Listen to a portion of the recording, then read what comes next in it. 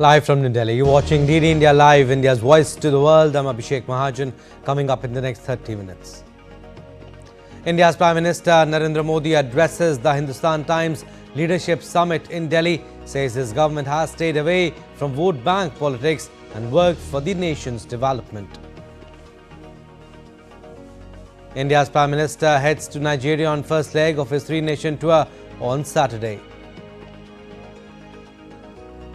India's Jhansi Medical College fire, 10 newborns dead, 16 injured. US President Joe Biden to meet Chinese counterpart Xi Jinping at APEC summit in Peru for third in-person talks. And in sports, India register its biggest ever win in terms of runs against South Africa to win the fourth T20 International by 135 runs, clinch series 3-1.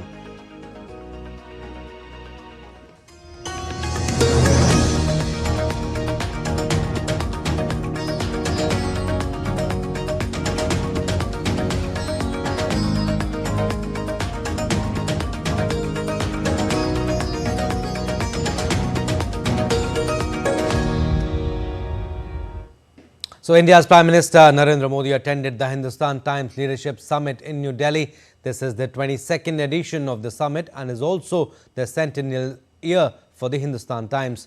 To mark the occasion, PM Modi released a commemorative stamp to celebrate 100 years of Hindustan Times.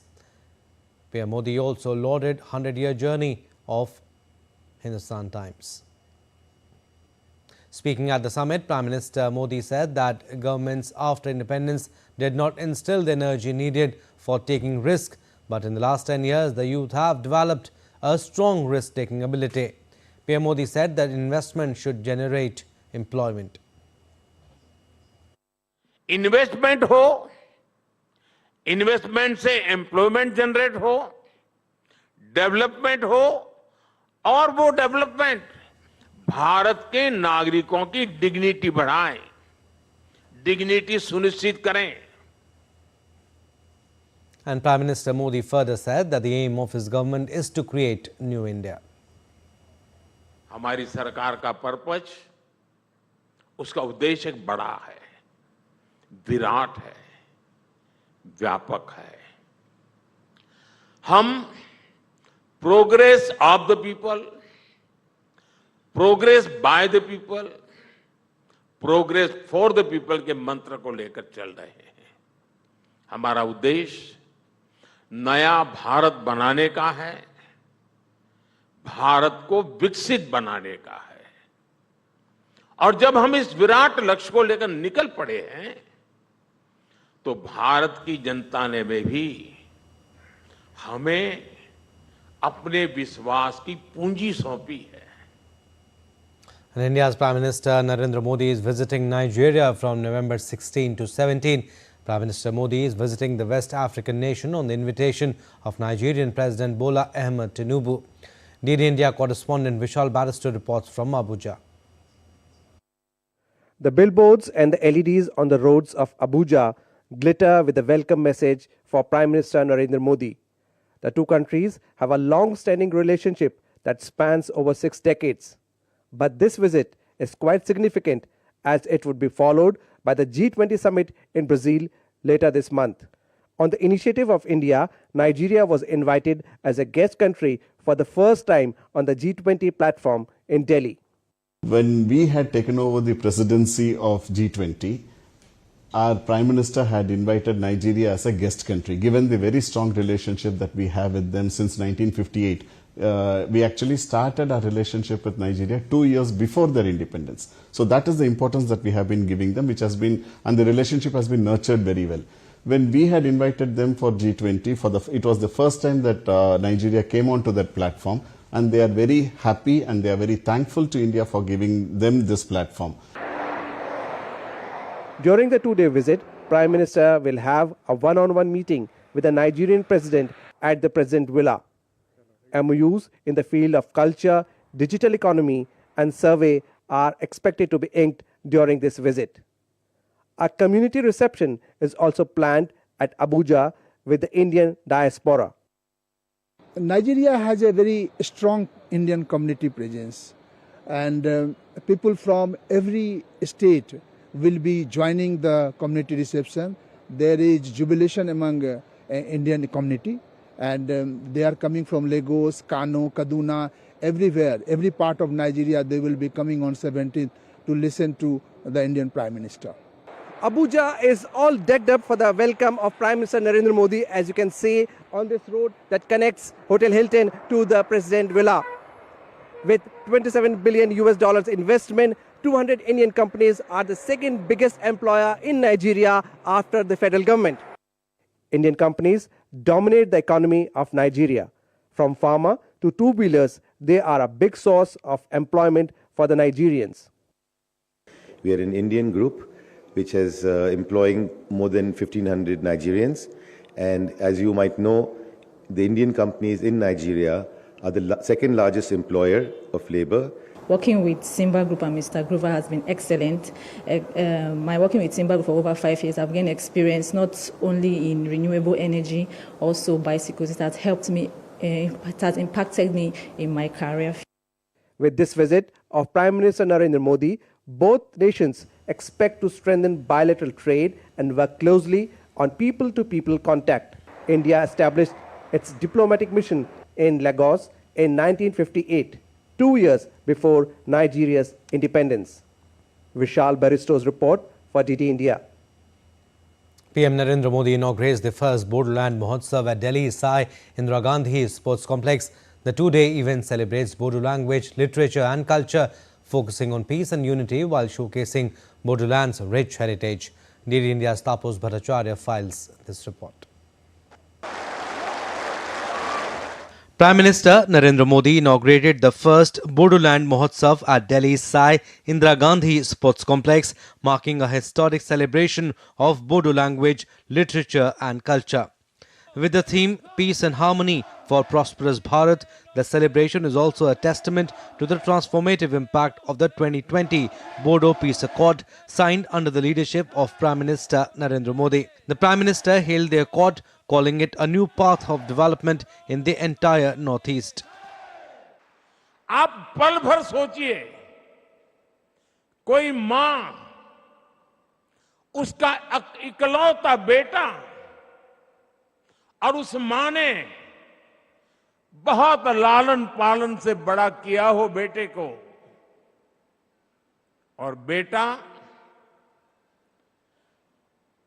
अन्य साथियों से मिलकर के हाथ में हथियार लेकर के मां को छोड़ करके जंगलों में भटकता हो, उसने जो राह चुनी है उसको पाने के लिए किसी की भी हत्या करने पर तुला हुआ हो, मां बेबस होकर के निराशा में दिन काट रही हो और एक दिन पता चले कि मां तेरा बेटा उन शस्त्रों को छोड़ करके अब तेरे पास वापिस आया है। आप कल्पना कीजिए उस दिन उस मां को कितना आनंद होगा। आज पिछले 4 साल से मैं वो ही आनंद की अनुभूति करता हूं। Setting dawn of massive development, PM said that after signing Bodo Peace Accord, the vibrant cultural and linguistic heritage and tourism potential has provided more job opportunities in Bodoland.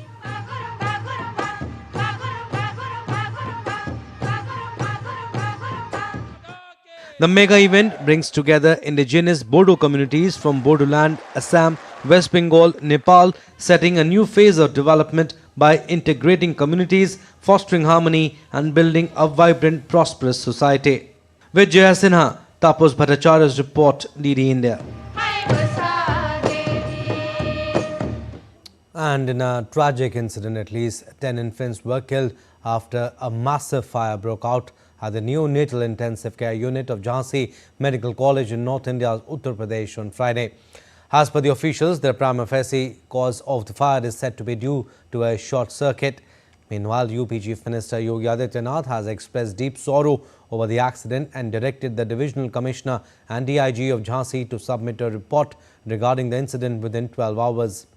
On the instructions of the Chief Minister, assistance of ₹5 lakh each is being provided to the parents of the newborn babies who died untimely in the incident and ₹50,000 each to the families of the injured from the Chief Minister's Relief Fund.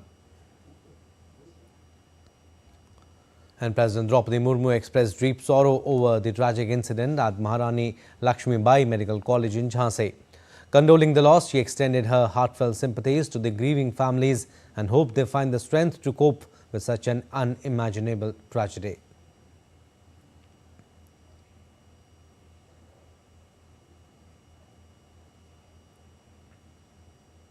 And Prime Minister of India Narendra Modi expresses his deep-felt condolences over the tragic fire accident. In a heartfelt message on social media platform X, PM said, and I quote, "My deepest condolences to those who have lost their innocent children in this. I pray to God to give them the strength to bear this immense loss. The local administration, under the supervision of the state government, is making every possible effort for relief and rescue." Unquote. PM Modi also announced an ex gratia of ₹2 lakh from Prime Minister's National Relief Fund for the next of kin of each deceased in the mishap in the fire accident. The injured would be given ₹50,000.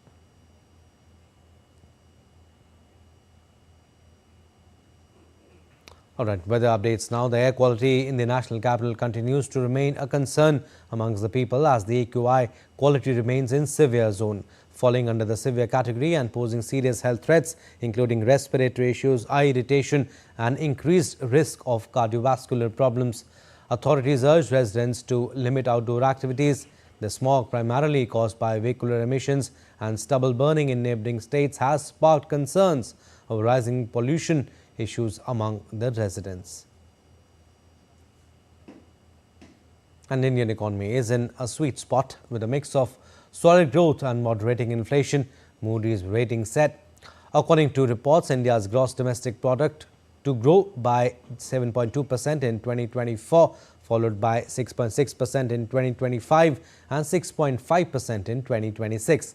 In the second quarter of 2024, India's real GDP expanded 6.7% year-over-year, fueled by resurgence in household consumption, increased investment and solid manufacturing activity.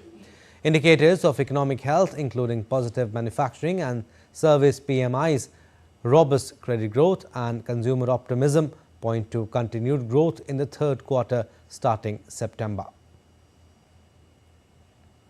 Time now for a very short break, but still to come on this edition of DD India Live. US President-elect Donald Trump continues to nominate allies for his new White House team. Philippines reels as 5 major typhoons strike in 3 weeks, another one on the way.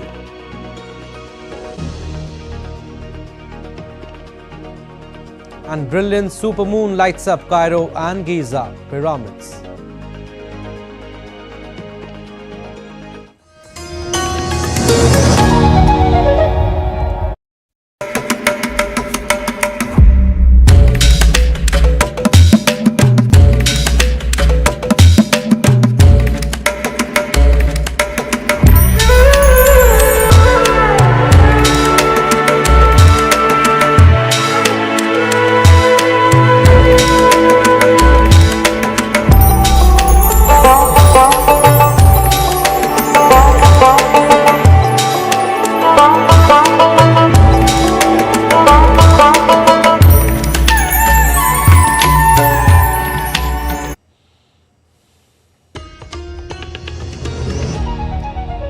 Welcome back. You're watching DD India Live. I'm Abhishek Mahajan. Updates from West Asia conflict now. A series of heavy Israeli airstrikes struck the southern suburbs of Beirut on Friday for the 4th consecutive day as Lebanese officials studied a US plan for a ceasefire.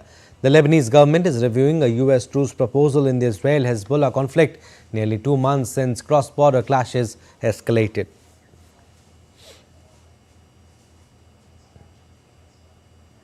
Ceasefire efforts spearheaded by the United States and France have so far failed to halt the hostilities between Israel and Hezbollah. U.S. Ambassador Lisa Johnson discussed a 13-point proposal with senior Lebanese officials on Thursday. Israel has yet to respond to the plan. If an agreement is reached, Washington and Paris would issue a joint statement followed by a 60-day truce, during which Lebanon will redeploy troops in the southern border area near Israel. Meanwhile, Iran has expressed support for any decision made by Lebanon to secure a ceasefire with Israel. Ali Larijani, a senior advisor to Iran's Supreme Leader Ayatollah Ali Khamenei, met Lebanese officials in Beirut on Friday, the third high-profile Iranian solidarity visit since the Israel-Hezbollah conflict began in September. Speaking to media after meeting Lebanese PM and Parliament Speaker, Ali Larijani said Iran wants to see an end to the conflict. He said Iran supports the Lebanese nation under any circumstances. And U.S. President Joe Biden will meet Chinese President Xi Jinping on the sidelines of the APEC summit in Peru's capital, Lima. This will be the third in-person meeting between the two leaders who met earlier in Indonesia's Bali at the G20 summit in 2022 and again in California during APEC summit in 2023. The meeting is expected to be the last meeting between the top leaders of two major economies. The two leaders are expected to review the bilateral relations between the two nations during the meeting. Earlier, the U.S. President met with the leaders of Japan and South Korea on Friday, aiming to solidify diplomatic progress ahead of the upcoming Trump administration. The meeting was held on the sidelines of the Asia-Pacific Economic Cooperation Summit in Lima, Peru. Discussions focused on regional challenges, including rising tensions with North Korea, which has deployed troops to Russia in support of its conflict in Ukraine, and the nation's ongoing nuclear weapons program. Chinese President Xi Jinping, U.S. President Joe Biden and other world leaders gathered on Friday night at Peru's National Palace for a dinner to close the 31st Asia-Pacific Economic Coordination Summit in Lima. Representatives of the APEC economies were welcomed with a folkloric performance in the patio of National Palace after the first meeting as Donald Trump's return loomed over. Bilateral and trilateral meetings took place throughout the day on the sidelines of the summit. Earlier, South Korean President Yoon Suk-yeol addressed the parallel APEC CEO summit and acknowledged the challenges that await in next year's summit, which will be hosted in South Korea. The summit will close on Saturday with the last leaders meeting and a family photograph. Now, U.S. President-elect Donald Trump continues to nominate allies for his new White House team. Trump on Friday announced the name of Caroline Leavitt as the latest addition to his cabinet to serve as the White House press secretary. Leavitt, who previously held the role of National Press Secretary for Trump's 2024 U.S. presidential campaign, was also part of the Trump administration as the Assistant Press Secretary of the White House during his first tenure. Earlier, the U.S. President-elect selected his campaign spokesperson Stephen Cheung as White House Communications Director, as well as named Sergio Gore to lead the Presidential Personnel Office. Trump also announced on Friday that North Dakota Governor Doug Burgum, his choice to head the Interior Department, will also lead a newly elected National Energy Council that will seek to establish U.S. energy dominance around the world. One of Donald Trump's most controversial cabinet picks just became even more so. Pete Hegseth, tapped for Defense Secretary, was accused of sexual assault in 2017, according to police. No charges were filed in the case, but shocked Trump transition team officials are nonetheless reportedly weighing next steps for the Fox News host. News of the women's accusations have caught the Trump team off guard. Police in Monterey, California, confirmed Thursday that they had investigated an alleged sexual assault at a hotel involving Hegseth in early October 2017. Trump's communications director Stephen Cheung said that Hegseth has vigorously denied any and all accusations and no charges were filed. Hegseth's hearing in the Senate is likely to be among the more fraught ones. The accusations against Hegseth come as Trump's pick for Attorney General, far-right former Congressman Matt Gaetz, stunned many following his lengthy embroilment in sexual misconduct allegations. Now, Dutch Prime Minister Dick Schoof saved his governing coalition on Friday despite threats of an exodus by cabinet members of the right-wing government's response to violence against Israeli soccer fans last week. Junior Finance Minister Nora Achabar unexpectedly quit the cabinet on Friday to protest claims by some politicians that Dutch youths of Moroccan descent attacked Israeli fans in Amsterdam. Her resignation triggered a crisis cabinet meeting at which 4 ministers from her centrist NSC party also threatened to quit. If they had, the coalition would have lost its majority in parliament. The city's police department has said Maccabi fans attacked a taxi before being chased and beaten by gangs on scooters. And Brazil's Minister of Social Development, Wellington Dias, on Friday launched the Global Alliance for Hunger and Poverty just before the G20 summit in Rio de Janeiro. The initiative brings together 41 initial members, including developed countries, NGOs and financial institutions. Their goal is to lift 500 million people out of poverty through cash transfers and social protection systems. The alliance aims to remove all nations from the United Nations Food and Agriculture Organization's hunger map by 2030. Wellington Dias said he expected the alliance to reach its 100-country target soon, with over 50 countries currently developing their participation plans. And a procession of hundreds of people holding candles walked through the streets of Paris to bring a famed statue of the Virgin Mary and Child back to Notre-Dame Cathedral on Friday. Laurent Ulrich, the Paris Archbishop, blessed the statue during the march as people prayed and sung hymns as they carried the statue. Its base was surrounded by white flowers, past Christmas trees and holiday garlands erected on city streets ahead of the year-end holiday. The statue was moved to a nearby church after a devastating fire 5 years ago. Notre-Dame Cathedral is due to reopen on December 8. French President Emmanuel Macron will attend multiple events around the reopening.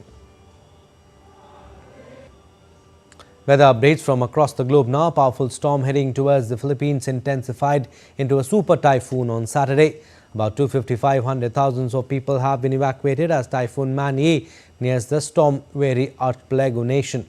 4 major storms have battered the Philippines in the last 3 weeks, whereas the 5th is on its way. The weather expert says this seasonal back-to-back episodes is the impact of La Nina, a climatic phenomenon in the Pacific Ocean that has pushed more warm water towards Asia, causing heavy rains and flooding in the region and drought in the southern United States. And Netflix was down for thousands of users in the US late on Friday, according outage tracking website downdetector.com.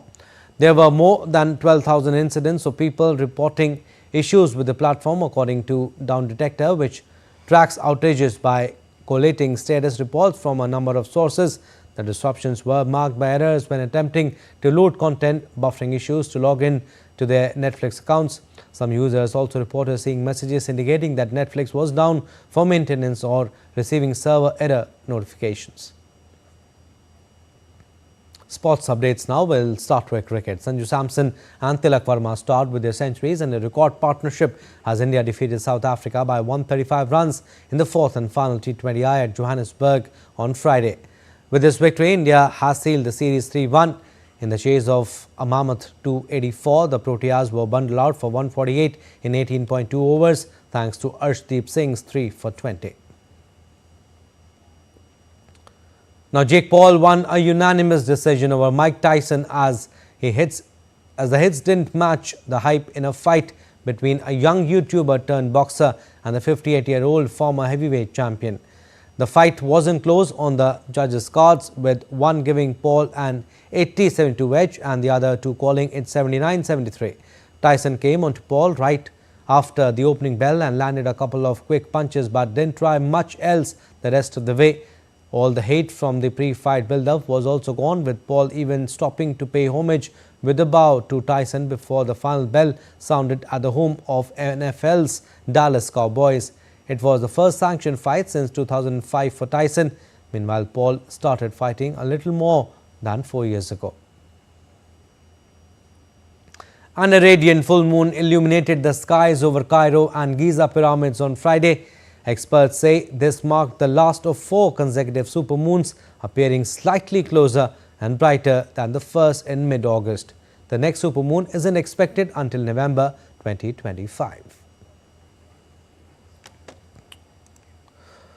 Alright, that's all for this edition of DD India Live, but do let us know your thoughts on the news of the day. For those on the go, you can get all the latest news and updates from India and across the world on DD India mobile app. The app is available on both Android and iOS. Scan the QR code on the screen to download now. And we'll be back with more news as it breaks here on DD India. I'm Abhishek Mahajan. From all of us here in Delhi, thanks for watching DD India Live.